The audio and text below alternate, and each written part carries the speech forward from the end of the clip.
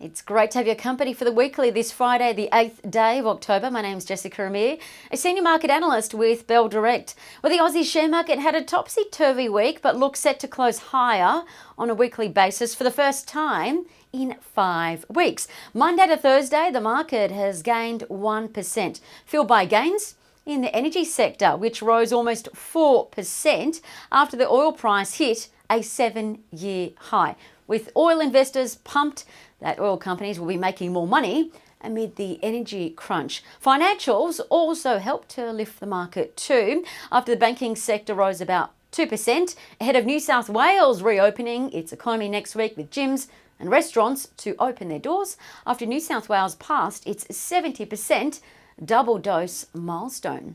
Looking at the stock leaderboard now, the best gains were in gold as investors bought into gold, the safe haven asset class, buying into stocks in droves like Ramelius, RMS, Silver Lake Resources, SLR, and Gold Road Resources, GOR, which all rose between 8 to 9% Monday to Thursday. Now, what to watch next week? I think it's really important to reflect on why investors are mounting into gold. So this is one of the elements to consider next week. We know the gold price only rose 2% this week, so that wasn't a huge catalyst for gold stocks to gain as much as they did and as much as they are. However, investors are putting their money into the safe haven metal of gold as they think uncertain times are ahead. So what are the signs that uncertainty is ahead? Well, firstly, there's an energy crunch. Some petrol stations in parts of England are actually turning away customers. They don't have enough petrol to sell. And in parts of northern China, some factories, well, they're without power and have ground to a halt, and some Chinese hospitals are also working through blackouts, so pretty tough time there. Also remember that markets are expecting an oil supply deficit for the next 6 months, a deficit of 1.5 million barrels per day.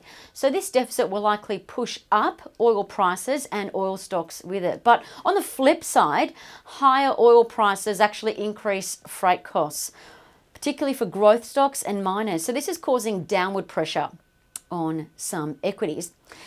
Secondly, investors also think uncertain times are ahead because many investment banks are flagging that markets are at risk of a 10 to 20% pullback.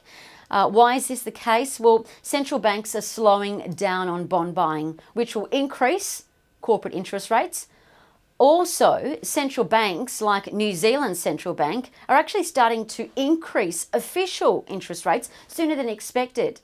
Adding to this uncertainty, on top of that, you've got the US government. They could potentially default on their debt. It's up for review on October 18. However, the debt ceiling may possibly be extended. However, on a much positive note, remember we just stepped out of sour September. The market took its biggest fall in 12 months. So you'd think bargain hunters will be sniffing around now. So this is traditionally what occurs in October, with investors taking advantage of depressed prices, which makes October one of the best months for stocks on a historical basis. On average, in the US, the S&P 500 has risen 1.3% in October.